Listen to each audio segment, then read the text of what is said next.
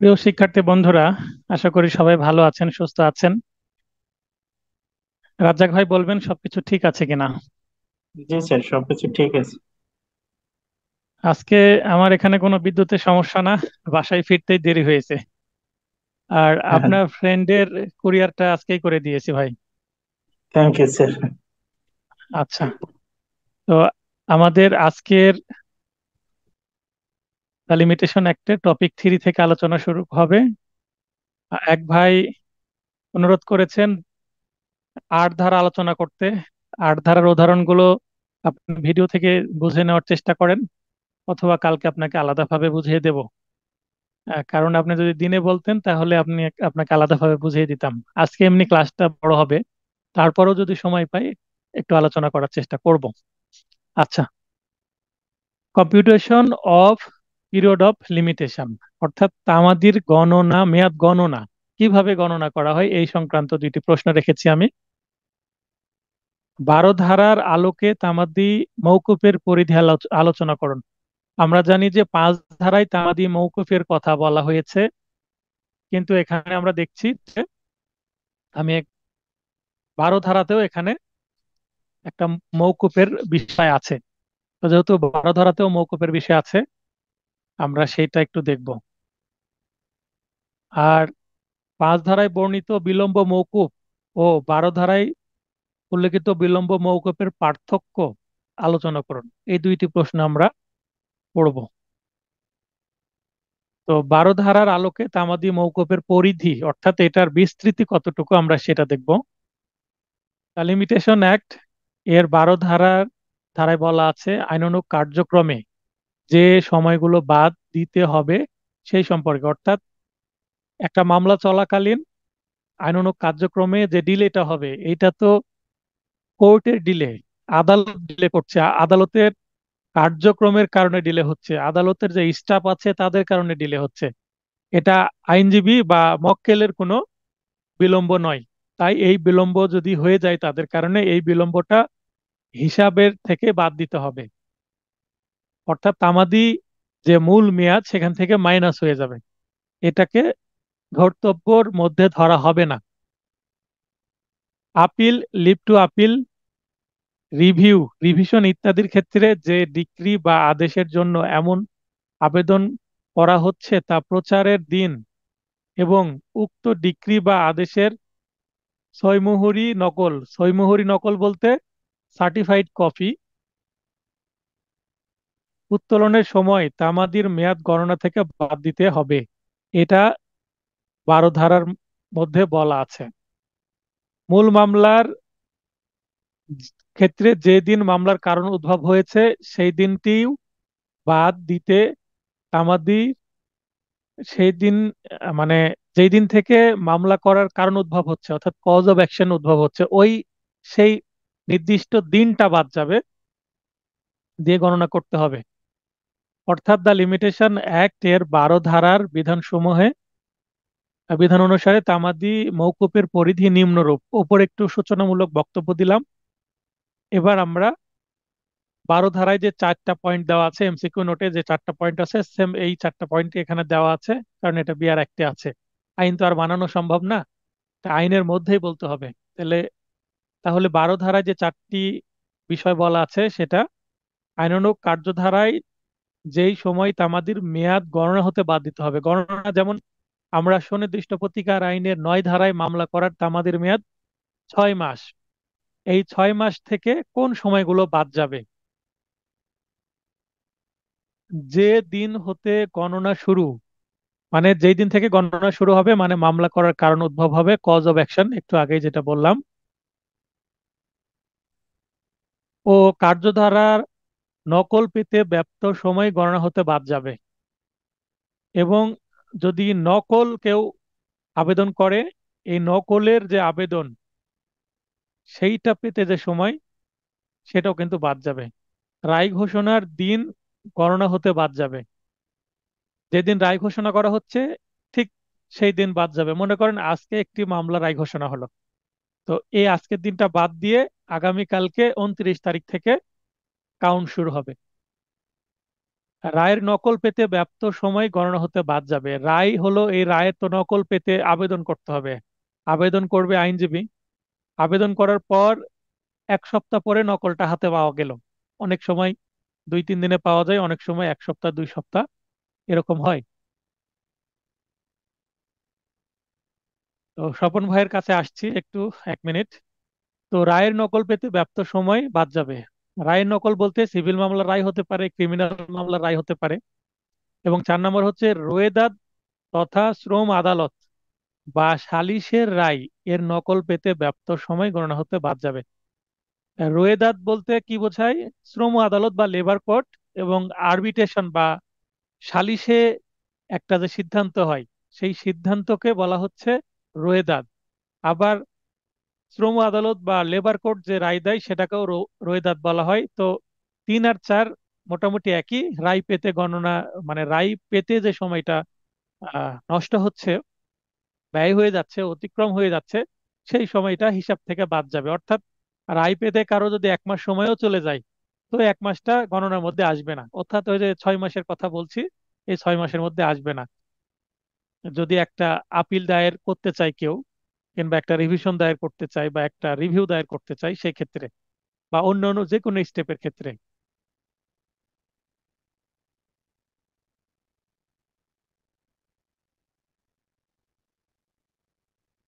তো এবার স্বপন ভাইকে একটু লাইনে নিয়ে নিই। স্বপন ভাই একটা প্রশ্ন করেছেন।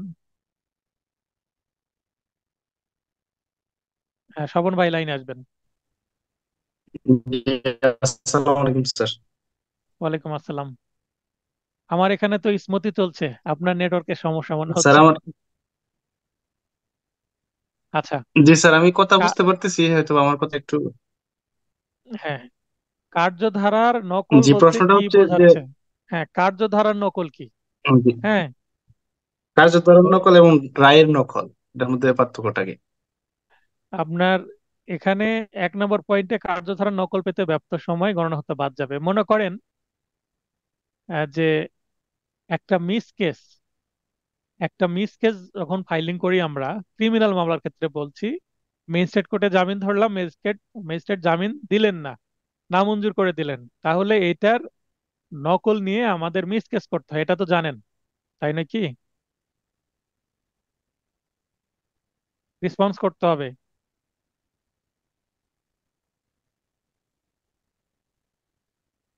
জি, জি স্যার। হ্যাঁ, আপনি কথার উত্তর না দিলে আমি আগাতে পারছি না। জি আচ্ছা, স্যার, তাহলে ম্যাজিস্ট্রেট কোর্টে জামিন নেট একটু ধরলেন, সমস্যা স্যার। নামঞ্জুর হলো, জামিন নামঞ্জুর হলো। এইটা যখন দায়রা জজের কাছে মিস কেস জি স্যার, করা আমি হয়। উত্তর দিচ্ছি, একটু নেটের সমস্যা। হ্যাঁ, তো দায়রা জজে যখন জামিন ধরা হয়, তখন এই ম্যাজিস্ট্রেট কোর্টের নামঞ্জুর আদেশের নকল নিতে হয়। এটা একটা কার্যধারা। কার্যধারা বলতে রায়ের আগে যতগুলো স্টেপ হয়, যতগুলো শুনানি হয় রায়ের আগে, সিভিল ক্রিমিনাল বোথ মামলায় রায়ের আগে যতগুলো শুনানি হয়, প্রতিটাকেই বলা হয় কার্যধারা। এবং প্রতিটা কার্যধারার আলাদা আলাদা কি থাকে, মানে ডেট থাকে, ধার্য তারিখ থাকে। প্রতিটা ধার্য তারিখে যেদিন শুনানি হয় সেদিনই কার্যধারা। বুঝতে পেরেছেন? 4 শুনানি হলো, এটা একটা কার্যধারা। সিভিল মামলায় ইস্যু গঠন হলো, এটা একটা কার্যধারা। কিংবা অন্য অন্য একটা পিটিশন হিয়ারিং হলো, সেটা একটা কার্যধারা। জাস্ট মামলার চলাকালীন যে শুনানিগুলো হয়, প্রতিটা শুনানি হচ্ছে এক একটা কার্যধারা। বোঝাতে পারলাম? জি স্যার। হ্যাঁ, তফাজ্জল সাহেব হাত উত্তোলন করেছেন। হাত, লাইনে এসে কথা বলেন। আচ্ছা, এর পরের প্রশ্ন হচ্ছে, 5 ধারায় বর্ণিত বিলম্ব মওকুফ এবং 12 ধারায় উল্লেখিত বিলম্ব মওকুফ, দুইটাই তো বিলম্ব মওকুফ। তো 5 ধারা বিলম্ব মওকুফ এবং 12 ধারার বিলম্ব মওকুফের মধ্যে সূক্ষ্ম পার্থক্য আছে। তো এই পার্থক্যগুলো আমরা দেখে নেব, গুরুত্বপূর্ণ। হ্যাঁ, তো এই গুরুত্বপূর্ণ আমরা পার্থক্যগুলো এখন একটু দেখে নেব।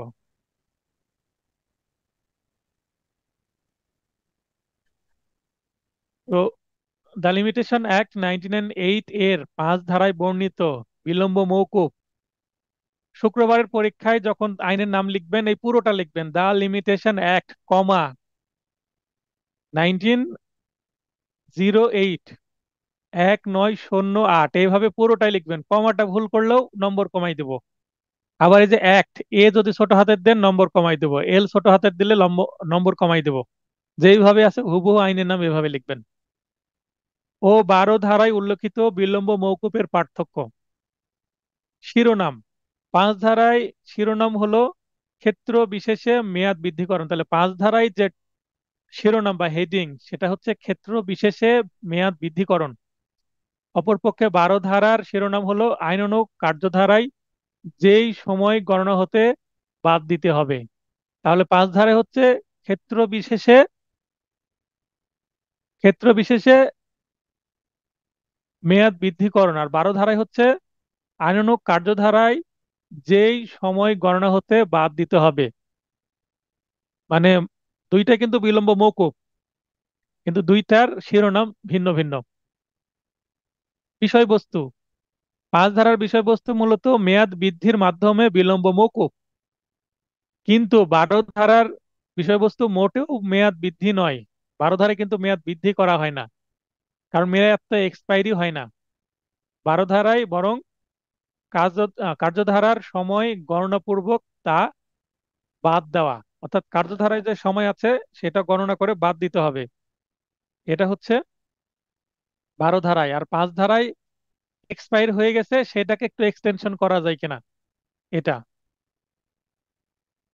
যেমন আমি আজকে 10 মিনিট দেরিতে ক্লাস শুরু করেছি, আমি নোটিশ দিয়ে দিলাম 10 মিনিট, আমি বাসার বাইরে ছিলাম, 10 মিনিট পরে ক্লাস শুরু হবে, তার মানে আমার 9টা 30 বেজে গিয়েছিল। তার মানে এই সময় 5 ধারার কাজ করেছি আমি। আমি বললাম 10 মিনিট আমাকে মেয়াদ বৃদ্ধি করতে হবে, মানে সময় বৃদ্ধি করলাম, মানে 5 ধারার কাজ করলাম। আর 12 ধারাটা অন্যরকম। তামাদিতে বাড়িত, তামাদিতে বাড়িত হবার পর 5 ধারার প্রসঙ্গ আসে। অর্থাৎ এ যেমন 9টা 30 মিনিটে আমার সময় হয়ে গেছিল, যখনই 31 বেজে যাবে মানে ক্লাস শুরু হওয়ার সময় আমার 1 মিনিট পার হয়ে গেছে, তেমনি আমি 10 মিনিট এক্সটেন্ড করে নিলাম ক্লাস শুরুর জন্য। তো 5 ধারা হচ্ছে এক্সপায়ার হওয়ার পরে এর প্রসঙ্গ আসে, অর্থাৎ তামাদিতে বারিত হওয়ার পরেই আপিল, রিভিউ বা অন্যান্য দরখাস্তর ক্ষেত্রে এই 5 ধারার প্রসঙ্গটা আসে। পক্ষান্তরে তামাদিতে বারিত হবার পূর্বেই 12 ধারার প্রসঙ্গ আসে, অর্থাৎ তামাদি হওয়ার আগে তো আমাকে হিসাবটা করতে হবে যে এগুলো মাইনাস করে আমার মেয়াদ আছে কিনা। এটা হচ্ছে 12 ধারার বিষয়। ক্ষমতার প্রকৃতি, 5 ধারা মতে বিলম্ব মওকুফ আদালতের বিবেচনামূলক ক্ষমতা। অর্থাৎ 5 ধারায় আদালতকে যখন আমি বললাম যে ইওর অনার আমার 10 দিন দেরি হয়ে গেছে এবং মূল সময় 30 দিন, মোট 10 আর 30 40 দিন বিলম্ব হয়ে গেছে এই মামলার রায় হতে, আমি আপিল করতে চাচ্ছি। আদালত যদি বিবেচনা করেন এবং আমি যদি যথেষ্ট কারণ দেখাতে পারি, 5 ধারায় 5টা কারণ যদি দেখানো হয়, আদালত সন্তুষ্ট হয়ে বিলম্ব মওকুফ করতে পারেন।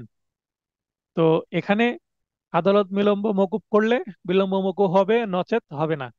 অন্যদিকে 12 ধারায় বিলম্ব মূলত আদালতের কার্যধারার অংশ, তাই এই বিলম্ব মওকুফ করতে আদালত বাধ্য। আমি যদি ক্যালকুলেশন দেখাই, ইওর অনার আমি যে কার্যধারার নকলের জন্য দরখাস্ত দিয়েছিলাম বা রায়ের নকলের জন্য দরখাস্ত দিয়েছিলাম, সেটা পেতেই তো আমার 1 মাস পার হয়ে গেছে।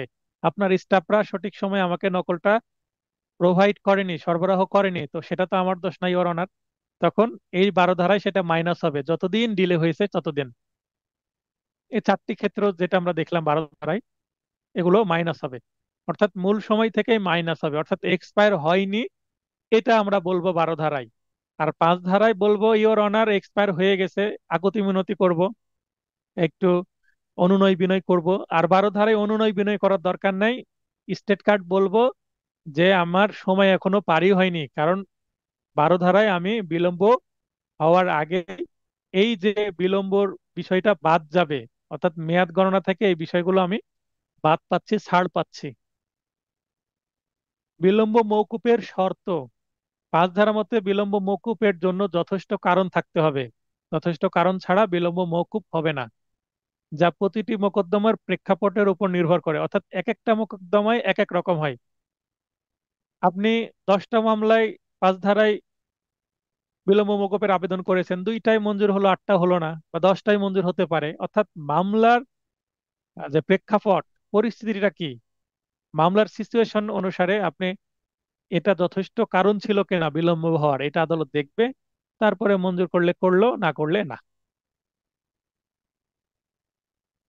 অপরদিকে 12 ধারার বিধান মূল মোকদ্দমা দায়েরের ক্ষেত্রেও প্রযোজ্য।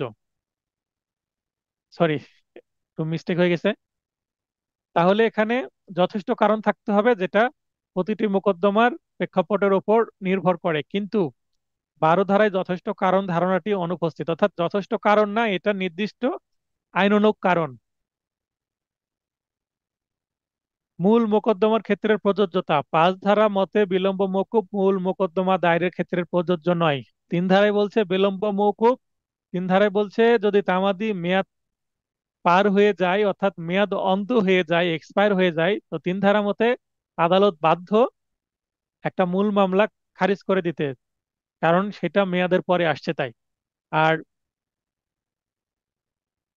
12 ধারায় মূল মামলার ক্ষেত্রে প্রযোজ্য, এবং সব ক্ষেত্রে প্রযোজ্য, মূল মামলা এবং অন্যান্য ক্ষেত্রে। আর 5 ধারা মূল মামলার ক্ষেত্রে প্রযোজ্য না, আপিল এবং দরখাস্তের ক্ষেত্রে প্রযোজ্য। বিশেষ আইনের ক্ষেত্রে প্রযোজ্যতা, 5 ধারা মতে বিলম্ব মওকুফ বিশেষ আইনের ক্ষেত্রে প্রযোজ্য করা হলে প্রযোজ্য, নচেত তা প্রযোজ্য নয়।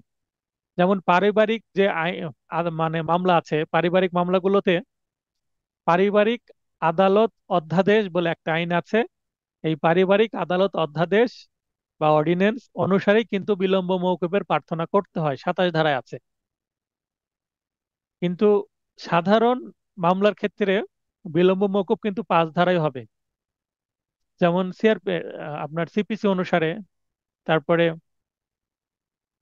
এসআর অ্যাক্ট অনুসারে যে মামলাগুলো হয়, অপ্র মামলা, অন্য প্রকার যে মামলাগুলো, আদার কেস যেগুলো, সেগুলো মানে জেনারেল কেসগুলো 5 ধারা মতোই হয়। কিন্তু স্পেশাল যে কেসগুলো, বিশেষ মামলা, যেমন পারিবারিক মামলা এবং অন্যান্য মামলা, আবার নারী শিশু যে মামলা আছে সেগুলো, বিশেষ ক্ষমতা আইনে যে মামলাগুলো আছে, স্পেশাল ট্রাইব্যুনালের মামলা, সেগুলোতে 5 ধারা প্রযোজ্য না, কারণ ওই আইনের মধ্যেই আলাদা করে আমাদের মেয়াদ বৃদ্ধির বিষয়টা বর্ণনা করা আছে, এবং কত ধারায় করতে হবে তাও বলা আছে। পক্ষান্তরে 12 ধারার বিধান সর্বদা বিশেষ আইনের ক্ষেত্রেও প্রযোজ্য হবে। অর্থাৎ 12 ধারা তো একটা বেসিক রুলস, যেটা সব ক্ষেত্রে প্রযোজ্য হবে, গণনার অভ্যন্তরীণ একটা বিষয়। আর 5 ধারা গণনার কোনো বিষয় না, এটা হচ্ছে এক্সপায়ার হয়ে গেছে, একটু আদালতে অনুনয় বিনয় করে একটু এক্সটেনশন নেওয়া। বিলম্বের দায়, 5 ধারার বিলম্বের জন্য মূলত পক্ষগণ বা তাদের আইনজীবী দায়ী। 5 ধারায় বিলম্ব কেন হয়? পক্ষ দায়ী অথবা আইনজীবী দায়ী। পক্ষই দেরিতে আসছে, বাদী বা বিবাদী দেরিতে আসছে, অথবা সঠিক সময়ে আসছে আইনজীবীর ভুলের কারণে বা আইনজীবীর ব্যস্ততার কারণে বা গাফলতির কারণে কি হতে পারে, দেরি হতে পারে। অপরদিকে 12 ধারার বিলম্বের দায় মূলত আদালতের কার্যধারার। এই ছিল দুইটা টপিক, বিলম্ব মওকুফ এবং কার্যধারার যে সময় বাদ যাবে। 5 এবং 12 ধারা গুরুত্বপূর্ণ কিন্তু এটা। টপিক 4, তো আপনাদের বলে রাখা ভালো, এখানে 8টা পয়েন্ট আছে। যদি 5 নম্বরের প্রশ্ন করি, 8টা পয়েন্টই দিতে হবে আপনাদের। 5 নম্বরের প্রশ্ন করলে আপনারা 5টা পয়েন্ট দিয়ে ছেড়ে দিচ্ছেন, তাহলে একটা যদি ভুল হয় তাহলে নম্বর কমে যাবে। এখন মনে করেন 5 নম্বরের প্রশ্ন করলাম, একজন 8টা লিখলো, একজন লিখলো 6টা, একজন লিখলো 5টা, একজন লিখলো 4টা, তাহলে যে 8টা লিখছে তাকে তো আমি একটু বেশি নম্বরই দিব, আর যে 4টা লিখছে বা 5টা লিখছে তাকে তো একটু কম নম্বর দিব। অর্থাৎ 5-এ হয়তো বা 1 নম্বর কমে যাবে বা 1.5 নম্বর কমে যাবে। Effect of fraud and other effects, তঞ্চকতা বা প্রতারণার ফলাফল ও অন্যান্য বিষয়ের যে ফলাফলগুলো, এই টপিকে আলোচনা করা হয়েছে।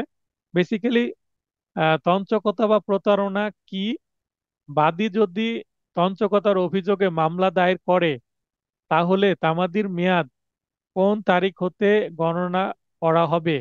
এটার আর একটা ভ্যারিয়েন্ট আছে, অন্যরকম আছে একটা, অথবা কোনো মোকদ্দমায় তামাদির সময় গণনায় প্রতারণার ফলাফল কি, আইনের সংশ্লিষ্ট বিধান উল্লেখে আলোচনা করুন। এটা 18 ধারার বিষয়। তঞ্চকতা বা প্রতারণা সংজ্ঞা বা টিকাটা আমাদের আগে লিখতে হবে। দ্য লিমিটেশন অ্যাক্ট 1908 এর 18 ধারায় প্রতারণা সম্পর্কে আলোচনা করা হয়েছে। হ্যাঁ, 18 ধারায় প্রতারণার কথা বলা হয়েছে, আইনটা আমাদের মেয়াদ কখন শুরু হবে সেটা বলা আছে। কিন্তু অত্র ধারায় প্রতারণা বা তঞ্চকতার সংজ্ঞা দেওয়া হয়নি, মানে ডেফিনেশন নাই 18 ধারায় তামাদি আইনের। প্রতারণার সংজ্ঞা দেওয়া হয়েছে দ্য পেনাল কোড 18 and 60 এর 415 ধারায়। আমরা পেনাল কোড পড়েছি, পেনাল কোডের 415 ধারায় চিটিং এর সংজ্ঞা দেওয়া হয়েছে। দ্য পেনাল কোড 18 and 60 এর 415 ধারা মতে, যদি কোনো ব্যক্তি অসাধুভাবে অপর কোনো ব্যক্তির দেহ, মন, সুনাম বা সম্পত্তির ক্ষতি সাধন করে বা করার চেষ্টা করে, তাহলে সে ব্যক্তি প্রতারণা করেছে মর্মে পরিগণিত হবে। অত্র ধারার ব্যাখ্যায় বলা হয়েছে যে অসাধুভাবে তথ্য গোপন করণও অত্র ধারার তাৎপর্যাধীনে প্রতারণা মর্মে বিবেচিত হবে। অর্থাৎ 415 ধারায় ব্যাখ্যা বলা আছে, কেউ যদি তথ্য গোপন করে তাও এটা কি হবে, প্রতারণা হবে। দোকানে গিয়ে বললেন, ভাই আপনার লিচু ভালো, লিচু কি খেতে মিষ্টি? এখন বললো যে হ্যাঁ ভাই মিষ্টি খুব ভালো, কিন্তু আপনি কিনে নিয়ে এসে দেখলেন লিচু পচা। হ্যাঁ, তো সে প্রকাশ করলো, এটাও যেমন প্রতারণা। এখন আপনাকে জিজ্ঞাসা করলো লিচু ভালো, দোকানদার কথাই বলে না, দোকানদার কথাই বলে না, অর্থাৎ লিচু যে খারাপ কি ভালো এটা কিছুই বললো না, এখন বিশ্বাস করে কিনে নিয়ে আসলো, কারণ আরো 10 জন কিনছে বলে কিনলেন, কিনে নিয়ে এসে দেখলেন যে লিচু ভালো না। তাহলে এই যে মুখ বন্ধ করে থাকলো, তথ্য গোপন করলো, সেটাও কিন্তু একটা প্রতারণা। কোনো মোকদ্দমায় তামাদির সময় গণনায় প্রতারণার ফলাফল কি? দ্য লিমিটেশন অ্যাক্ট এর 18 ধারার উদ্দেশ্যে প্রতারণা বলতে বোঝায় কোনো ব্যক্তি এমন কাজ বা ব্যবহার বা আচরণ যা কোনো ব্যক্তির বৈধ অধিকার অর্জন বা প্রয়োগ সংক্রান্ত বিষয়ে তা ছলনাপূর্বক অথবা অন্য কোনোভাবে অবহিত করা। কোনো ব্যক্তি যখন প্রতারণার আশ্রয় নেয়, তখন বৈধ অধিকারের অধিকারী ব্যক্তির বিরুদ্ধে তামাদি গণনা তামাদি মেয়াদ গণনা পিছিয়ে যায়। অর্থাৎ কেউ যদি প্রতারণা করে একটা দলিল 10 বছর গোপন রাখে, 10 বছর পর সেটা বের করছে, তাহলে যেই দিন বের করবে, বিবাদী যেই দিন জানতে পারবে, সেদিন থেকে তার জন্য তামাদির মেয়াদ গণনা শুরু হবে। অর্থাৎ যে ব্যক্তির কোনো অধিকার জন্মানোর সময় থেকে নয়, বরং ওই প্রতারণা সম্পর্কে যখন উক্ত ব্যক্তি অবহিত হন তখন থেকে তামাদির মেয়াদ গণনা আরম্ভ হয়। তাহলে তামাদির মেয়াদ গণনা আরম্ভ হচ্ছে কখন? এর আগে আমরা দেখলাম যে মামলা করার যখন কারণ শুরু হচ্ছে, অধিকার জন্মাচ্ছে, তখন থেকে সময় গণনা হচ্ছে। গত ক্লাসে আমরা দেখেছিলাম 6 ধারায় 7 ধারায় লিগালি ডিজেবল হলে স্থির থাকছে, কিন্তু একটা সময় আবার গণনা শুরু হচ্ছে। 18 ধারায় বলছে যে এখানে যেই দিন প্রতারণার বিষয়টা জানতে পারবে সেদিন থেকে গণনা শুরু হবে। এটি দ্য লিমিটেশন অ্যাক্ট এর 18 ধারার মূল কথা। 18 ধারায় তামাদির মেয়াদ গণনার সময় নিচে লিখিত বিষয়গুলো প্রযোজ্য হবে। অর্থাৎ নিচে যে বিষয়গুলো আছে এই ক্ষেত্রে 18 ধারা প্রযোজ্য হবে। যখন কোনো ব্যক্তিকে তার মোকদ্দমা বা আবেদন দায়ের সম্পর্কিত অধিকার বা সত্ত্বের বলতে মালিকানা, টাইটেল, অধিকার সম্পর্কে প্রতারণা করে অবহিত করা হয় না, অর্থাৎ গোপন রাখা হয়, তখন তামাদির মেয়াদ আরম্ভ হবে ওই সময় থেকে যে সময় থেকে ওই ব্যক্তি তার এরূপ অধিকার সম্পর্কে অবগত হবে। অর্থাৎ মনে করেন একটা ব্যক্তির একটা অধিকার জন্মেছে মামলা করার, কিন্তু ওই যে ব্যক্তি অপর পক্ষ তাকে জানতেই দিল না, সে জানতে পারলো না যে আমার মামলা করার সময় চলে যাচ্ছে। তো যেদিন থেকে সে জানতে পারবে সেদিন থেকে আমাদের মেয়াদ গণনা শুরু হবে। কোনো ব্যক্তির কোনো সত্ত্ব বা অধিকার প্রতিষ্ঠার লক্ষ্যে যখন কোনো দলিলের প্রয়োজন হয়,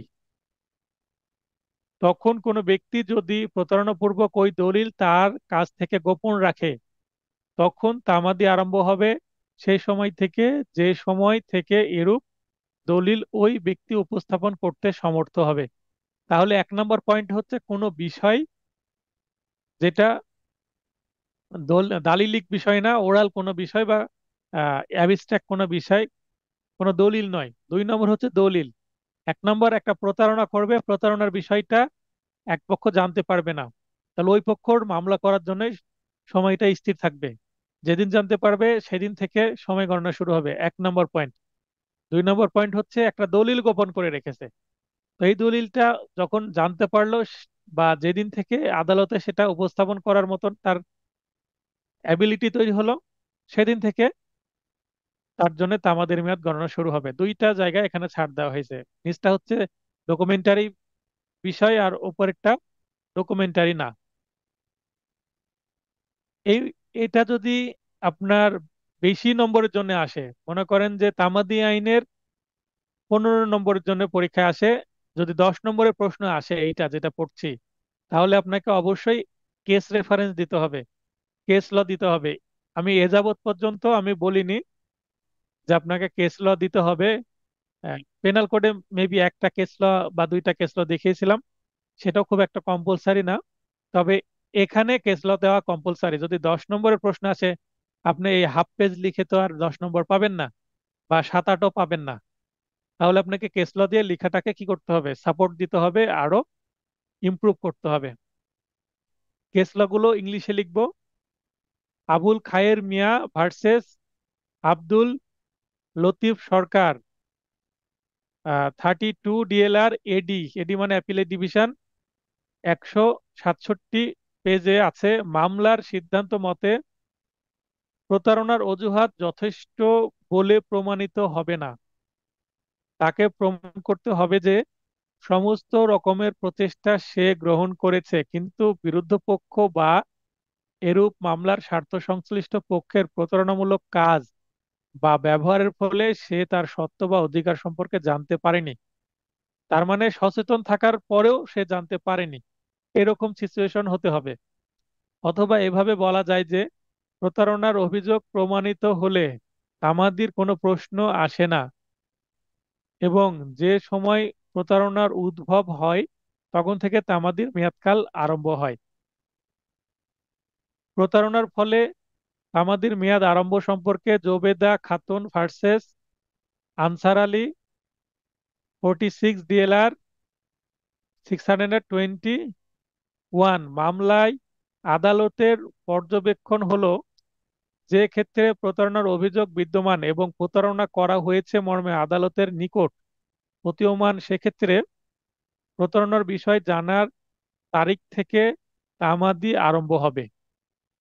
দলিল গোপন করে অথবা প্রতারণামূলক ভাবে দলিল হাসিল করলে উক্ত দলিলের বৈধ অধিকারী ব্যক্তি যেদিন এরূপ প্রতারণা সম্পর্কে অবহিত হবে সেদিন থেকে তামাদির মেয়াদ শুরু হবে। একই কথা 18 ধারাকে কেন্দ্র করে এ কথাগুলো আসছে। আরো একটি আমরা কেসলা দেখি এ প্রসঙ্গে। হাসনা বানু ভার্সেস কেরামতুল্লাহ, 50 DLR এডি, 50 পেজ।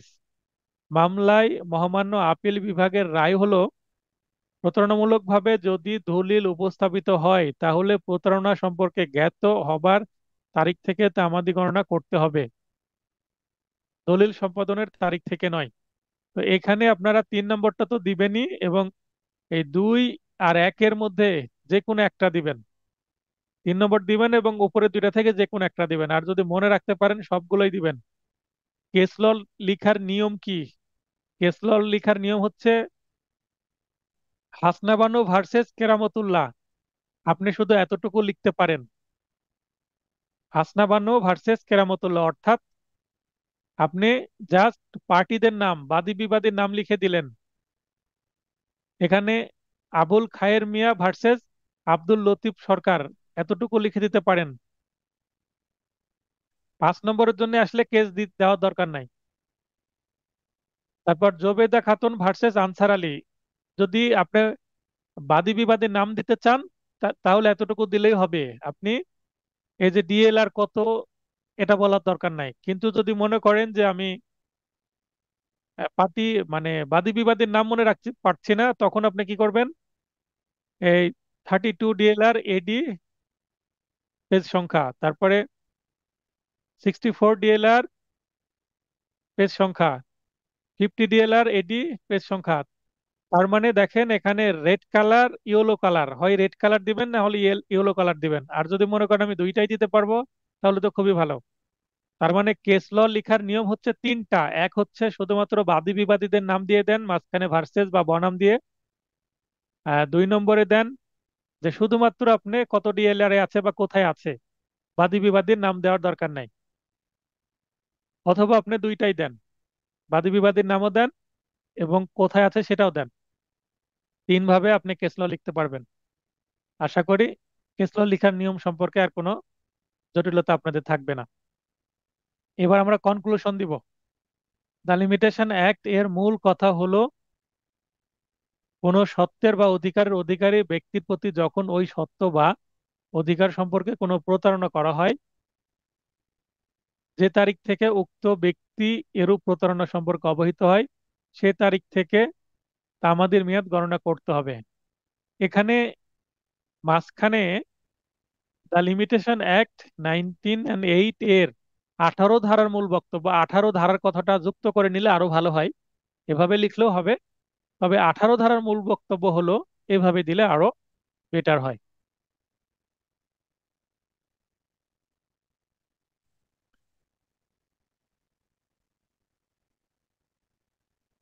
এরপরে আমরা পরের topic, adverse possession and acquisition of right of easement, অর্থাৎ বিরুদ্ধ দখল ও শোকাধিকার, এই দুইটা টপিক পড়ব।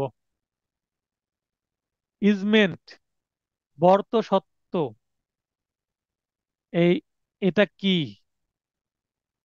বর্ত ইজমেন্টের আরো অনেকগুলো বাংলা আছে, যেমন ব্যবহার সত্ত্ব, বর্ত সত্ত্ব, সুখাধিকার।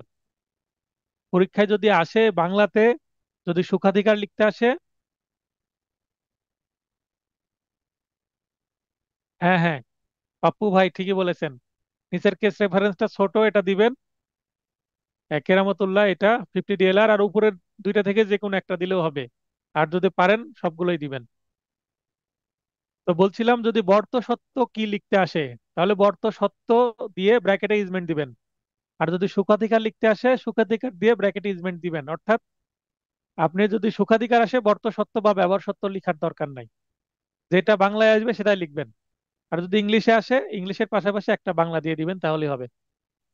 দ্য লিমিটেশন অ্যাক্ট 1908 এর ধারা 2 এর 5 উপধারার বিধান মতে ব্যবহার সত্ত্ব বা বর্ত সত্ত্ব বা সুখাধিকার, এখানে যে বা চিহ্ন আমি দিয়েছি, বা চিহ্ন দিবেন না, যে কোনো একটা লিখবেন যেটা পরীক্ষা আসবে সেটা।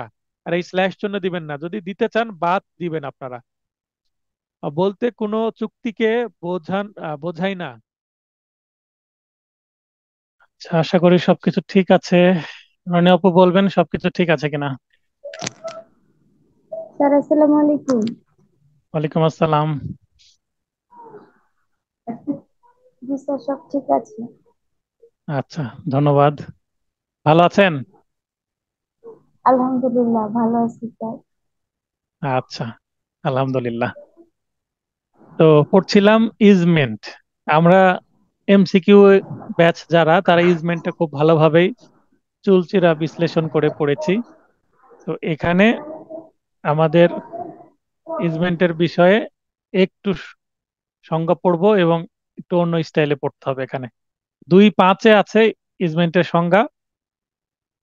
এবং ইজমেন্ট বলতে বোঝাচ্ছে যে কোনো চুক্তিকে বোঝায় না। আবার মানে জাস্ট সংজ্ঞাতে এতটুকুই লেখা আছে যে ইজমেন্ট বলতে কোনো চুক্তিকে বোঝায় না, এতটুকুই। আর আবার অত্র আইনের 26 ধারার বিধান মতে 1 নম্বর পয়েন্ট, কোনো দালানে আলো বা বাতাস প্রবেশ এবং পথ, জলস্রোত বা পানির ব্যবহার বা যে কোনো সুবিধা যা ইতিবাচক বা নেতিবাচক উভয় প্রকার হতে পারে। ইতিবাচক মানে আমার বাসায় বাতাস আসা দরকার। কি বাতাস? শুদ্ধ বাতাস, নির্মল বাতাস।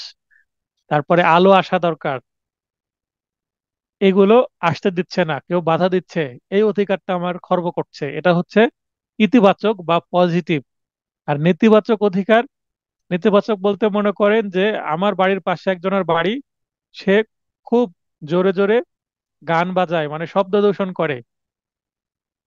এটার কারণে আমি বিরক্তর শিকার হচ্ছি। তো এতদিন আমি সুখেই ছিলাম, শব্দ দূষণ ছিল না, এখন শব্দ দূষণ হচ্ছে। এটা কিছুটা নুইসেন্সের মধ্যেও পড়ে, টট আইনে গিয়ে, কিন্তু এখানে সুখাধিকারও, অর্থাৎ যে এলাকায় বসবাসের এলাকা, আবাসিক এলাকায়, সে এলাকায় উচ্চস্বরে গান বাজানো যাবে না। সেই এলাকায় আবার ইন্ডাস্ট্রি করা যাবে না, যে ইন্ডাস্ট্রি দ্রুত জোরে শব্দ হবে এরকম কিছু করা যাবে না। আবার আপনার বাড়ির পাশে কেউ ধোঁয়া তৈরি করছে, এই ধোঁয়া আপনার বাসায় চলে আসছে, এটা হচ্ছে নেতিবাচক। এই ধোঁয়া আপনার চাই না, নেতিবাচকটা চাই না, আর ইতিবাচকটা চাই। তাহলে যেটা চাই না সেটাও ইজমেন্ট, যেটা চাই সেটাও ইজমেন্ট। তারপরে আপনার বাড়ির পাশে ইটের ভাটা তৈরি করেছে। ইটের ভাটা তৈরি করলে অনেক সময় একটা ক্ষুদ্র ক্ষুদ্র ছাই চলে আসে উপর দিয়ে। যে চিমনি, চিমনি যতই উপরে দেওয়া হোক, ছাই চলে আশেপাশে চলে আসে, ফসলি জমি নষ্ট হয়, বাড়ির আশপাশে চলে আসে, এটাতেও ক্ষতি হয়। তো এটাও এক ধরনের ইজমেন্ট রাইট, যেটা নেতিবাচক বা নেগেটিভ। তো আমি যেটা যেটা ভালো সেটা সেটা চাই, আলো বাতাস চাই, পানি চাই, আমি রাস্তা চাই, এগুলা চাই, এগুলো ইজমেন্ট। আর যেগুলা চাই না, দূষিত, দুর্গন্ধ, ধোঁয়া, শব্দ, এগুলা চাই না, এগুলো ইজমেন্ট। মোকদ্দমা দায়েরের অব্যবহৃত পূর্ববর্তী 2 বছরের মধ্যে সমাপ্ত একটানা 20 বছর সময়ব্যাপী মালিকের জ্ঞাতসারে কিন্তু অনুমতি ছাড়া বিনা বাধায় প্রকাশ্যে ও শান্তিপূর্ণভাবে ভোগকৃত সম্পত্তি সুখাধিকারে পরিণত হবে। 1 নম্বর পয়েন্ট।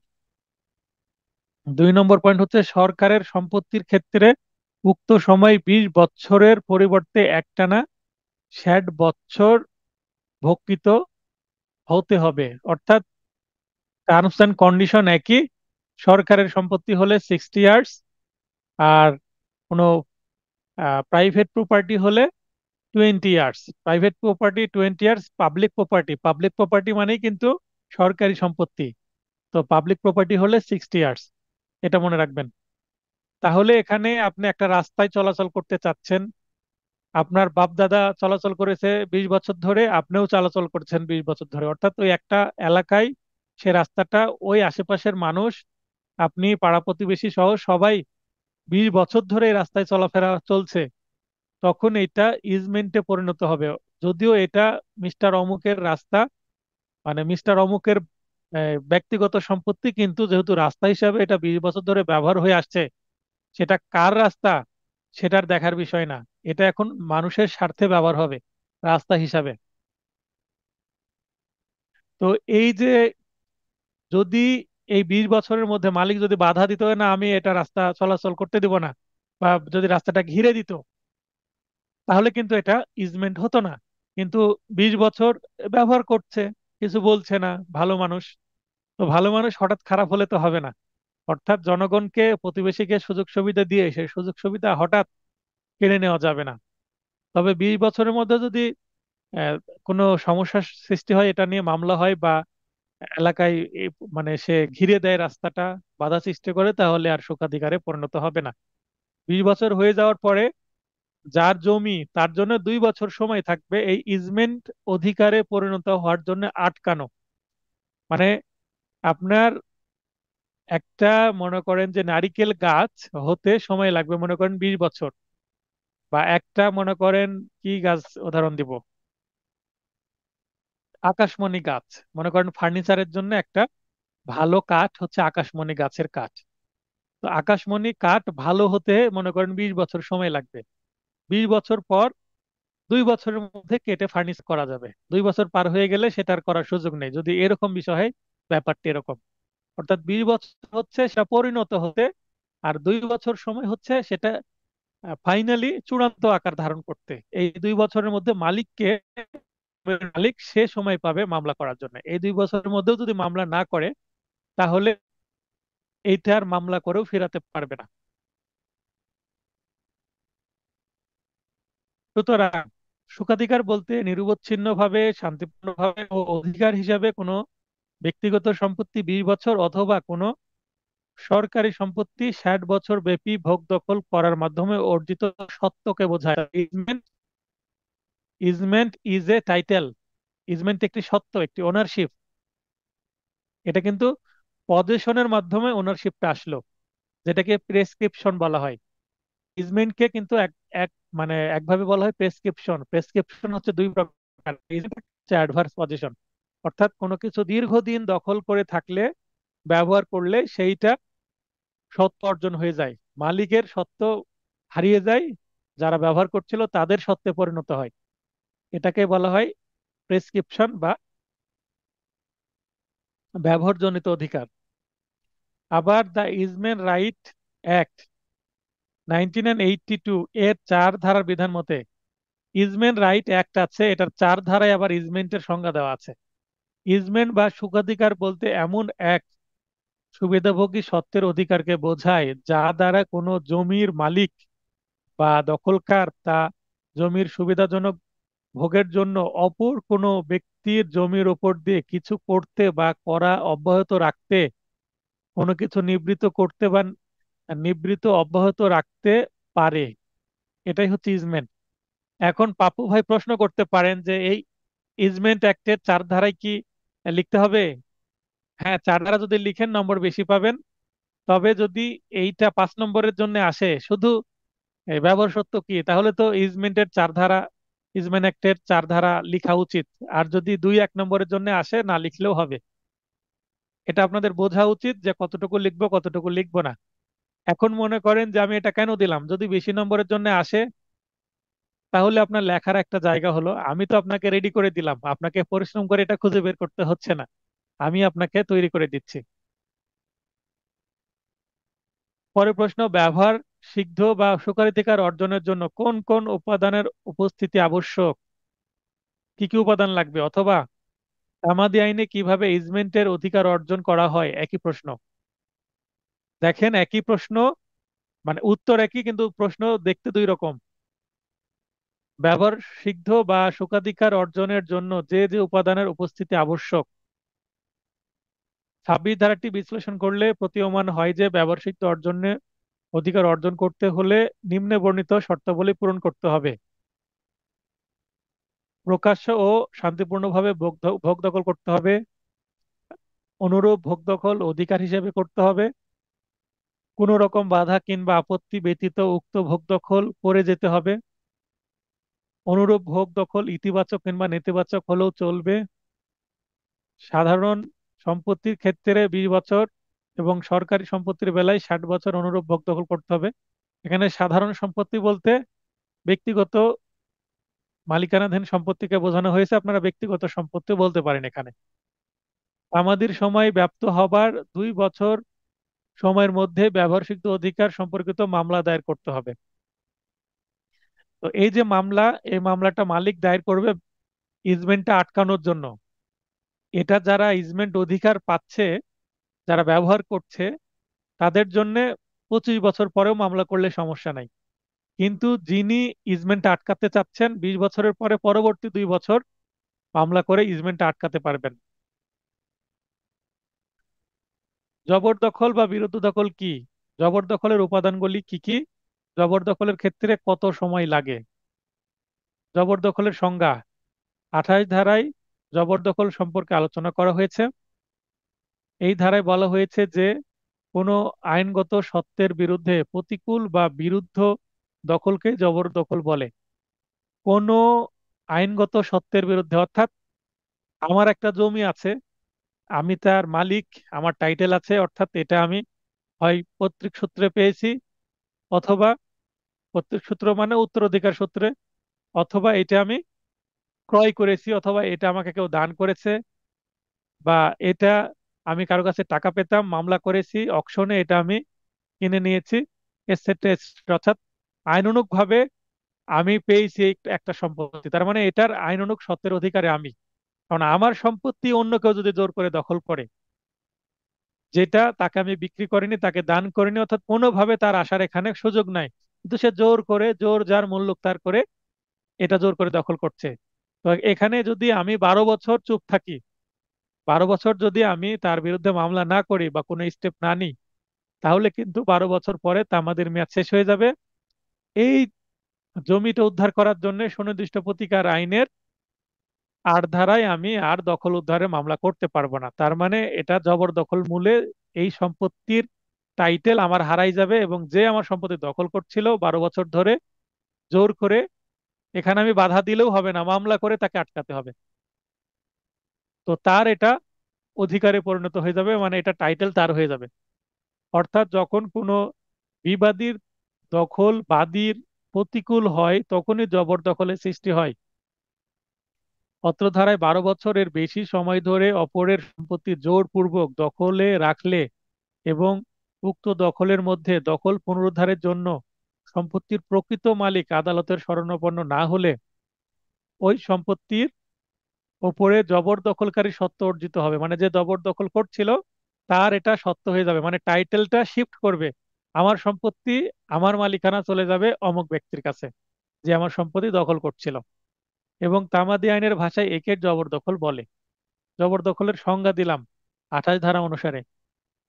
এবার জবরদখলের উপাদান কি সেটা 28 ধারা সম্পত্তির অধিকারের অবসান কথাটির আলোকে সম্পত্তি জবরদখল বা বিরুদ্ধ দখলের যে সমস্ত উপাদানের কথা বলা হয়েছে তা নিম্নে আলোচনা করা হলো। এদের নিম্নে আলোচনা করা হলো এই ধরনের সেন্টেন্স ইউজ করা ভালো। এটা ইন্ট্রোডাক্টরি বা সূচনামূলক বক্তব্য হিসেবে আসে। জবরদখলকারীকে প্রকৃতপক্ষে জমিতে দখলদার থাকতে হবে, অর্থাৎ যে জমি সেই জমিতে সে নিজে দখলে থাকতে হবে, হয় তাকে চাষ করতে হবে অথবা কোনো কিছু নির্মাণ করে থাকতে হবে অথবা গাছ লাগিয়ে দখল করতে হবে, তাকে ভোগ করতে হবে অ্যাকচুয়ালি বাস্তবে। জবরদখলকারীর দখল নাই অথচ খতিয়ানে তার নামে দখল লেখা আছে, এরূপ কাগজি দখলের কোনো কাজ হবে না। অর্থাৎ খতিয়ানে লেখা আছে সে তার দখলে আছে, তাহলে হবে না। অর্থাৎ কাগজে দখলে থাকতে হবে না, বাস্তবে তাকে দখলে থাকতে হবে। সেটা যদি ধানের সম্পত্তি হয় তাহলে তাকে ধান চাষ করতে হবে, সেটা যদি পুকুর হয় তাহলে সেটা পুকুরে মাছ চাষ করতে হবে, অথবা সে অন্য কাউকে মাছ চাষের জন্য যদি লিজ দেয় তাহলে লিজের টাকা তাকে পেতে হবে। আমার সম্পত্তি যদি আমি পাই তাহলে হবে না। সম্পত্তির দখল আহ নিরবচ্ছিন্ন প্রকাশ্য এবং প্রকৃত মালিক সহ অন্যান্য সকলের বিরুদ্ধে হতে হবে। এজন্য এ জাতীয় দখলের অপর নাম বিরুদ্ধ দখল জনিত সত্ত্ব। তাহলে নিরবচ্ছিন্ন প্রকাশ্য এবং প্রকৃত মালিক, মনে করেন আমি প্রকৃত মালিক ছিলাম, আমি ভোগ দখল করছিলাম, হঠাৎ একজন এসে আমারটা নিয়ে নিয়েছে, এরকম হতে হবে। অর্থাৎ আগে থেকে আমার দখলে থাকতে হবে, প্রকৃত মালিকের কাছ থেকেই ছিনিয়ে নিতে হবে। জবরদখলকারীর সম্পত্তির জোরপূর্বক দখলে রাখার ইচ্ছা থাকতে হবে। তার মানে যে জবরদখল, তার মানে তাকে একটা পাওয়ার অ্যাপ্লাই করতে হবে। জবরদখল প্রকৃত মালিকের জ্ঞাতসারে হতে হবে। আমার সম্পত্তি জোর জোর করে দখল করে আছে এটা আমি জানতে পেরেও মামলা করছি না, তখন আমার জমি হারাই যাবে। কিন্তু আমি জানতে পেরে যদি সেটার মামলা না করি, মামলা করি আমি 12 বছরের মধ্যে, তাহলে তো 8 ধারায় মামলা করে আমি ফিরিয়ে নিতে পারবো। আইন সম্মতভাবে প্রথম দখল আরম্ভ হলে এটা হবে আরম্ভ। পরে জবরদখল দাবি উত্থাপন করা যাবে না।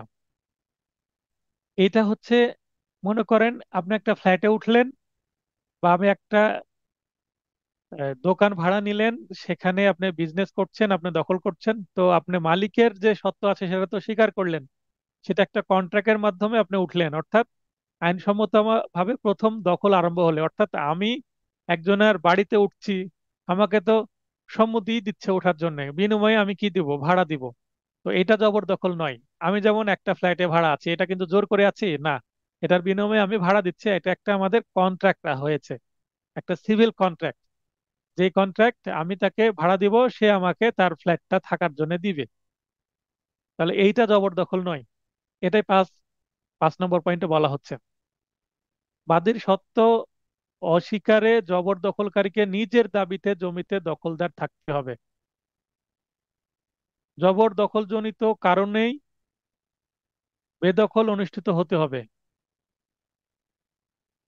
বেআইনিভাবে দখল অথবা জবরদখল অনুষ্ঠিত না হলে জবরদখল প্রতিষ্ঠিত হবে না। একই কথা একটু ভিন্নভাবে বলা আর কি, পয়েন্ট বৃদ্ধি করার একটা কৌশল। জবরদখল, এই দখল বানানটা ঠিক করে নেবেন।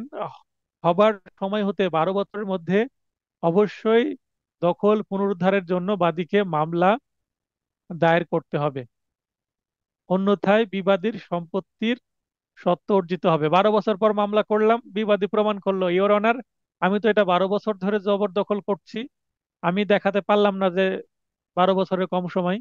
বিবাদী দেখালো 12 বছরের বেশি সময় সে আছে, জমি হয়ে যাবে বিবাদীর, অর্থাৎ আমি ডিক্রি পাবো না, বিবাদী চলে যাবে।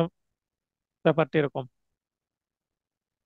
আজকে শেষ টপিক, গুরুত্বপূর্ণ টপিক, ড্রাফটিং বা দরখাস্ত মুসাবিদা। আমাদের আইনের একটাই ড্রাফটিং হয়, 5 ধারায় ড্রাফটিং হয়। ওই যে আদালতের কাছে অনুনয় বিনয়, ইওর অনার সময় পার হয়ে গেছে। যেমন আপনারা আমার কাছে অনেক সময় রিকোয়েস্ট করেন, পরীক্ষার সময় টাইম আপ হয়ে যায়, প্রশ্ন ওএমআর শিট পূরণ করে বা আপনারা লিখে ছবি তুলে পাঠাতে, পিডিএফ করতে সময় লাগে। স্যার লিখা শেষ, একটু 5 মিনিট সময় দেন, 5 মিনিটের মধ্যে পিডিএফ করে পাঠিয়ে দিচ্ছি। এইটাই হচ্ছে 5 ধারা। তো এই যে আমাকে ইনফরমালি একটা মেসেজ দিয়ে বলেন, বা অনেকে বলেন স্যার আজকে একটু পরীক্ষা শুরু করতে আমার দেরি হবে, আমি অমুক কাজে ব্যস্ত আছি। হ্যাঁ, আমি মানুষ, আমার আজকে 10 মিনিট দেরি হলো। গতকালকে আবহাওয়া খারাপ ছিল, ক্লাসই নিতে পারিনি, আজকে 10 মিনিট পরে ক্লাস নিচ্ছি। আপনাদেরও সমস্যা হতে পারে, আমাকে জানাবেন। আমি যদি বলি হ্যাঁ ঠিক আছে, তার মানে 5 ধারায় আবেদন করতে হবে আমাকে, আমি আবেদন মঞ্জুর করলে ঠিক আছে। আর যদি কোনো কারণে আবেদন মঞ্জুর না করি, সেক্ষেত্রে হয়তো বা আপনার সেটা গ্রহণ নাও হতে পারে। তো 5 ধারার আবেদন যদি আদালতের কাছে করতে চান তাহলে কিভাবে করবেন সেটাই দেখাবো। একটা সিচুয়েশন তৈরি করেছি বা প্রবলেম, সেই প্রবলেমের আলোকে উত্তর দিতে হবে। গত শুক্রবারের পরীক্ষায় বার কাউন্সিল অর্ডারের ক্যাননস থেকে একটা ছিল। তো প্রথমে একটু প্রবলেমেটিক সিচুয়েশন ছিল প্রথমে, কিন্তু যারা লিখেছেন 2-3 জন লিখেছেন, এটা আমার ভালো লাগেনি বিষয়টা। খুবই ছোট একটা ড্রাফটিং ছিল, আপনাদের ড্রাফটিং প্র্যাকটিস করা উচিত। আর আপনারা 90% স্টুডেন্ট ড্রাফটিং লিখেননি। আপনারা ড্রাফটিং যদি থাকে আগে ড্রাফটিং লিখবেন, তারপরে উন্নত করবেন, এটা হচ্ছে আমার নির্দেশনা। তো ড্রাফটিং লিখতে হলে মানে প্রথম প্রথম প্রশ্ন না হলে দ্বিতীয় তৃতীয় প্রশ্নের সময় ড্রাফটিং লিখে ফেলবেন, প্রথম দিকেই, প্রথম 1 ঘন্টার মধ্যেই ড্রাফটিং লিখতে শুরু করবেন। তো এই যে ড্রাফটিংটা লিখার আগে যদি, যেমন গত প্রশ্নে যেটা ছিল, ড্রাফটিং লিখার আগে আপনাকে 2-3 লাইন লিখতে হতো, সে যে অসদাচরণ করেছে কিনা সেটা আপনাকে ব্যাখ্যা করবেন না। হ্যাঁ অসদাচরণ করেছে, এটা বলার পরে আপনি অসদাচরণের বিরুদ্ধে অ্যাকশন নেন, আপনি দরখাস্ত লিখেন। ড্রাফটিং লেখার আগে 2 লাইন আগে আপনাকে লিখতে হবে।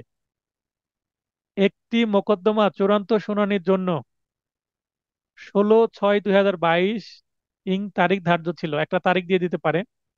উক্ত তারিখের পক্ষগণ গড় হাজির থাকায়, সিপিসি পড়লে গড় হাজির থাকলে মামলা কি হয়ে যেতে পারে, মোকদ্দমাটি খারিজ মূলে ডিসমিস হয়, অর্থাৎ বাদীর মামলা খারিজ করে দিয়েছে কারণ কেউ হাজির হয়নি। বাদী খারিজ আদেশ রদ-রহিত করার জন্য আপনার নিকট আসেন, কিন্তু আপনি দেখেন যে উক্ত দরখাস্ত দায়ের করার সময়সীমা ইতোমধ্যে অতিক্রান্ত হয়ে গেছে, অর্থাৎ 1 মাসের মধ্যে করতে হতো, 1 মাস পার হয়ে গেছে। তামাদি আইনের 5 ধারা মোতাবেক মেয়াদ বৃদ্ধি বা তামাদি মার্জনা বা বিলম্ব মওকুফ একই কথা, ইংলিশে হচ্ছে কন্ডোলেশন অফ ডিলে। তামাদিতে আমার দেখা মতে 5 ধারা মতে মুসাবিদা আসে। এছাড়া 26 ধারায় মুসাবিদা আসতে পারে, 28 ধারায় মুসাবিদা আসতে পারে। 26 ধারায় কেন আসবে? ইজমেন রাইটের মামলা হতে পারে, তখন সেটা দরখাস্ত না, আরজি মুসাবিদা। ইজমেন রাইটের মামলা করতে হলে তামাদি আইনের 26 ধারায় মামলা করতে হয়, তখন সেটা দরখাস্ত মুসাবিদা। এগুলো রিভিশন ক্লাসে আমি আলোচনা করব। রিভিশন ক্লাসে আরো মুসাবিদা প্র্যাকটিস করা হবে। যারা কোর্টে যান তারা এগুলো জানেন, সিভিল লয়ারের কাছে যদি প্র্যাকটিস করেন সেক্ষেত্রে ভালো। আর সিভিল ক্রিমিনাল বোধ হলে তো আরো ভালো, কারণ আপনাকে দুইটাই লিখতে হবে। তবে এখানে ড্রাফটিং তামাদিতে একটা দেওয়া আছে, তামাদি থেকে 3টা ড্রাফটিং সম্ভাবনা আছে, 3টার যে কোনো একটা, এই 5 ধারা অথবা 26 ধারা অথবা 28 ধারা। তো 26-28 ধারা এ যাবৎ পূর্বে কখনো আসেনি, 26-28 ধারায় মামলাও কম হয়। এর জন্য একটি দরখাস্ত মুসাবিদা করুন। তো 6 নং প্রশ্নের উত্তর, বিজ্ঞ যুগ্ম জেলা জজ প্রথম আদালত রাজশাহী, মিস মোকদ্দমা নং 2022 সানে, মাঝখানে কি দিয়েছি, ফাঁকা রাখছে। আর মূল মোকদ্দমা নং নং 226/2020, এটা অপ্র মামলা ছিল, গত 26/6/2022 তারিখে খারিজকৃত। এই মামলাটা আমার খারিজ করে দিয়েছে। তাই আমি মিস হানি মামলার মাধ্যমে এই মামলাটাকে, মরা মামলাটাকে তাজা করার চেষ্টা করছি, অর্থাৎ রিভাইভ বা পুনর্জীবিত করার চেষ্টা করছি। খারিজকৃত মামলা, ডিসমিসকৃত মামলা। দরখাস্তকারী বাদী মোহাম্মদ সানোয়ারা বেগম, বনাম প্রতিপক্ষগণ অর্থাৎ বিবাদী মোহাম্মদ মালেক মন্ডল দিং। আপনারা এখানে বামে ডানে করা আছে, আপনারা উপর নিচু করতে পারেন। অর্থাৎ সানোয়ারা লিখে ডট ডট দিয়ে দরখাস্তকারী, মাঝখানে বনাম, নিচে প্রতিপক্ষ, এয়া, নাম মোহাম্মদ মালেক মন্ডল দিং, ডট ডট দিয়ে প্রতিপক্ষ বা বিবাদী, এই স্টাইলের উপরই নিচেও দেওয়া যায়, পাশাপাশিও দেওয়া যায়, কোনো সমস্যা নেই। নিম্ন আদালতে দুই ভাবেই চলে। উচ্চ আদালতে অর্থাৎ হাইকোর্ট এবং অ্যাপিলেট ডিভিশনে উপর নিচেই চলবে, পাশাপাশি চলবে না। তো আমরা যেহেতু লোয়ার কোর্টের জন্য লাইসেন্স নিচ্ছি, এভাবেও চলবে। বিষয় দ্য লিমিটেশন অ্যাক্ট এর 5 ধারার বিধান মতে 40 দিনের বিলম্ব মওকুফের প্রার্থনা। এখানে 40 দিন কেন? এখানে আসছে হচ্ছে একটা তারিখ বলেছে, এই তারিখের পরে মনে করেন যে 10 দিন দেরি হয়েছে, আমরা দেখাবো যে যেটা 10 দিন দেরি হয়েছে এর সাথে আবার মূল 30 দিন দেরি হবে। অর্থাৎ তামাদির মেয়াদ যদি 10 দিন থাকে, সরি, তামাদির মেয়াদ যদি 30 দিন থাকে, একদিনও যদি পার হয়ে যায় তাহলে মওকুফ চাইতে হবে 31 দিনের। ওই একদিনের চাইলে হবে না। তার মানে মূলটাও তখন তামাদির মধ্যে ঢুকে যাবে। মনে করেন তামাদির পার হয়ে যাওয়ার, হয়ে গেছে 5 দিন, অর্থাৎ দেরি হয়েছে 5 দিন। দেরি যদি 5 দিন হয়, মওকুফ চাইতে হবে 35 দিনের, অর্থাৎ মূল 30-এর সাথে যোগ হয়ে যাবে। এখানে আমি দেখিয়েছি 10 দিন দেরি হয়েছে, তাই এই মূল 30-এর সাথে যুক্ত 10 হয়ে মোট 40 দিন হবে। অর্থাৎ একদিন পার হয়ে গেল, মূলটাও তখন বিলম্বের মধ্যে চলে আসবে। পুরোটারই বিলম্ব মওকুফ চাইতে হবে তখন। দরখাস্তকারী পক্ষে বিনীত নিবেদন এই যে, দরখাস্তকারী বাদী পক্ষ এত অপ্র মোকদ্দমাটি the specific relief act 18 and 77 এর 9 ধারায় বিজ্ঞ আদালতে দায়ের করেন। অর্থাৎ কত ধারার মামলা সেটা উল্লেখ করলাম। বাদীপক্ষ অত্যন্ত সতর্কতার সাথে মোকদ্দমাটি পরিচালনা করে আসছিলেন। মানে আমি সতর্ক ছিলাম, ইওর অনার, একটা দিনই আমার মিস হয়ে গেছে, এটা বোঝাচ্ছি। প্রতিটি ধার্য তারিখে হাজিরা প্রদান সহ যথাযথ পদক্ষেপ গ্রহণ করতেন, এটা বলা জরুরি। বিগত 16/6/2022 তারিখ উপরোক্ত মোকদ্দমাটির চূড়ান্ত শুনানির জন্য দিন ধার্য ছিল, যেটা মামলার মধ্যেই দেওয়া আছে। সরি, যেটা প্রশ্নের মধ্যেই দেওয়া আছে। যদি প্রশ্নে তারিখ না থাকে, কাল্পনিক তারিখ দিবেন বা যে কোনো তারিখ দিবেন। আর তারিখ যদি প্রশ্নে থাকে, যেই তারিখ দেওয়া থাকবে সেই তারিখই দিবেন। আদালতের নাম দেওয়া থাকলে আদালতের নাম সেটাই দিবেন। আর যদি বাদী বিবাদীর নাম দেওয়া থাকে সেটাই দিবেন, নিজের মতো দেওয়া যাবে না তখন। কিন্তু বাদী আদালতে আসার পথে রাস্তায় দুর্ঘটনার শিকার হয়ে গুরুতর আহত অবস্থা হওয়ার কারণে উক্ত তারিখে বিজ্ঞ আদালতে শুনানির জন্য উপস্থিত হতে পারেননি। তাহলে রাস্তায় অ্যাক্সিডেন্ট হয়ে গেছে। উক্ত তারিখে উপরোক্ত গড় হাজির থাকায় দেওয়ানি কার্যবিধির 9 আদেশের 3 বিধি মতে বিজ্ঞ আদালত মোকদ্দমাটি খারিজ আদেশ দ্বারা ডিসমিস করেন।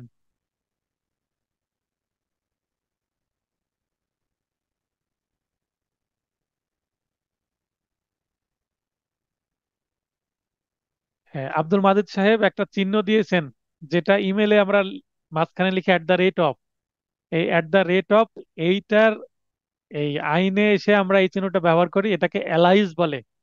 এলাইজ,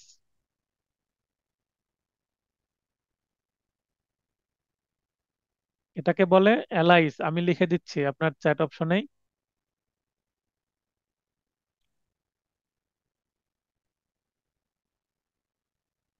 আমরা এই যে এই এরকম চিহ্নকে এলাইজ বলি। এলাইজ মানে, এলাইসের অর্থ হচ্ছে ওরফে। এলাইসের অর্থ হচ্ছে ওরফে। একজনের যখন একাধিক নাম থাকে তখন এলাইস শব্দটা ব্যবহার করা থাকে। ও রোফে।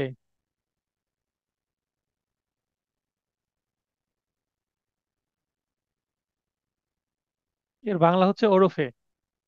একজনের নাম যদি বিভিন্ন হয়, আশা করি বুঝতে পেরেছেন। দরখাস্তকারী বাদী দীর্ঘদিন চিকিৎসা শেষে কিছুটা সুস্থ হয়ে মোকদ্দমার বিষয়ে খোঁজ নিয়ে জানতে পারেন যে মোকদ্দমাটি খারিজ মূলে ডিসমিস হয়ে গেছে। তার মানে 40 দিন অসুস্থ ছিল। যেহেতু উক্ত খারিজ আদেশে 30 দিনের মধ্যে বাদী চিকিৎসাধীন অবস্থায় হাসপাতালে ভর্তি ছিলেন, ফলে খারিজ আদেশ রদ রহিতের দরখাস্ত দাখিলের নির্ধারিত তামাদির মেয়াদ 30 দিন ইতোমধ্যে অতিবাহিত হয়ে গেছে। এছাড়াও পুরোপুরি সুস্থ হয়ে উক্ত আদেশের বিরুদ্ধে প্রতিকার প্রার্থনার জন্য প্রয়োজনীয় ব্যবস্থা গ্রহণ করতে আরো 10 দিন বিলম্ব হলো। সুস্থ হয়ে আদালতে আসছে, কাগজপত্র রেডি করতে হলো, নকল নিতে হলো। এই নকলে দরখাস্ত করতেও দেরি হয়েছে, নকল পেতে যে সময় সেটা হয়তো বা বাদ গেছে। ফলে অত্র দরখাস্তের মাধ্যমে বাদী পক্ষ খারিজ আদেশটি রদ রহিতকরণের দরখাস্ত দাখিলের জন্য সর্বমোট 40 দিনের বিলম্ব মওকুফের বিনীত প্রার্থনা করছেন। রদ রহিতের যে দরখাস্ত, সেটা তো মূল দরখাস্ত থাকছেই, তার সাথে কিন্তু আবার এই দরখাস্তটা অ্যাড হবে। অর্থাৎ দুইটা এখানে অ্যাপ্লিকেশন হবে, এটা একটা অ্যাপ্লিকেশন, আবার এস- এই যে সিপিসি অনুসারেও কিন্তু অ্যাপ্লিকেশন দিতে হবে।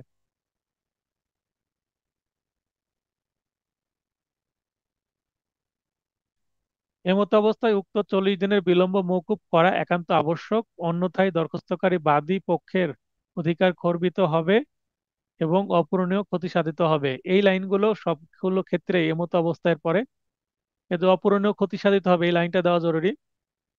বাদীর চিকিৎসা, এই যে শিবলি ভাই বলছে এই ধরনের অজুহাত কিভাবে প্রমাণ করবেন, 9 নম্বর পয়েন্টেই তো আছে।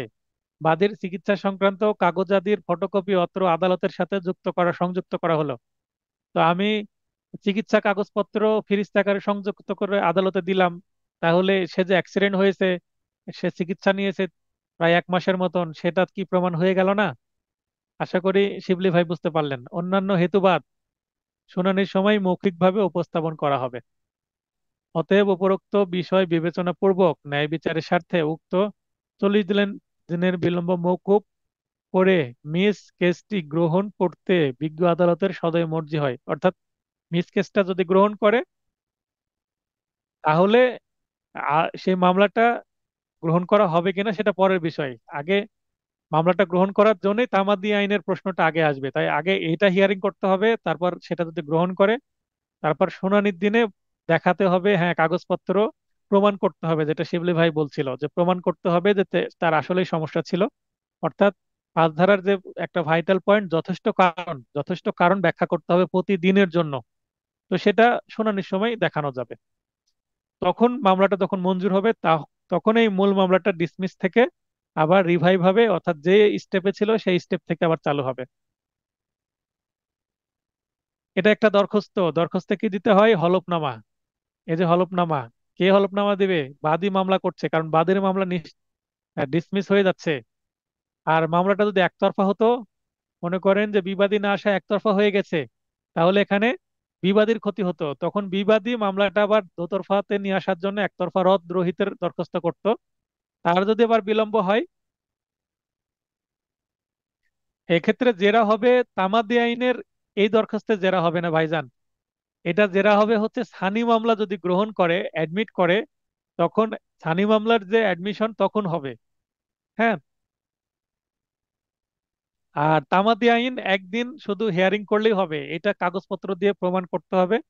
আর শুনানি করে কোর্টকে কনভিন্স করতে হবে, বিবেচনামূলক যেহেতু বিষয়, তাই এটা কনভিন্স করতে হবে। এখানে অপর পক্ষ আসার সুযোগ নাই, এক পক্ষ একতরফা শুনানি করবে।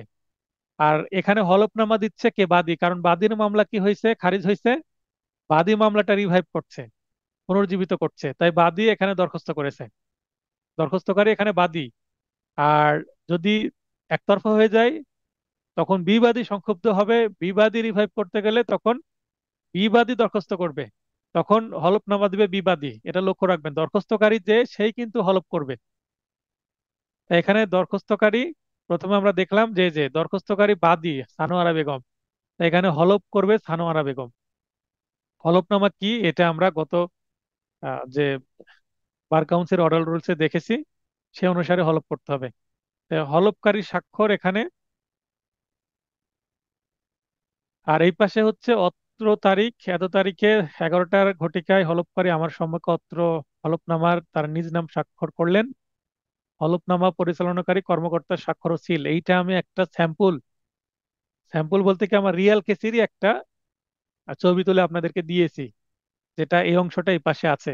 অনেক অনেক আদালতে এই যে যেটা এই মুহূর্তে হাইলাইট করা আছে কর্মকর্তার সিল, এটা ডান পাশে থাকে, অ্যাডভোকেটের সিল বাম পাশে থাকে। তো এটা এক এক কোর্ট এক এক রকম। যদি আপনি আহ, একটা কোর্টে বাম পাশে প্রচলন আছে ডান পাশে করে নিয়ে গেছেন, বা ডান পাশে আছে বাম পাশে করে নিয়েছেন, একটু যদি অল্টার হয় অ্যাডভোকেট এবং কর্মকর্তা, নো প্রবলেম, সমস্যা নেই, পাশাপাশি থাকলেই হলো, বা নিচে থাকলে হলো। আর এই পাশে অ্যাডভোকেট, অ্যাডভোকেটের সিল। এই সাইনের জায়গায় ভাবে ডট ডট দিয়ে দিবেন, এখানেও সাইনের জায়গায় ডট ডট দিয়ে দিবেন। এইভাবে হলফনামা করতে হবে। তো এই ছিল আজকের ক্লাস। আজকের ক্লাস থেকে যদি আপনাদের কারো প্রশ্ন থাকে তাহলে প্রশ্ন করবেন।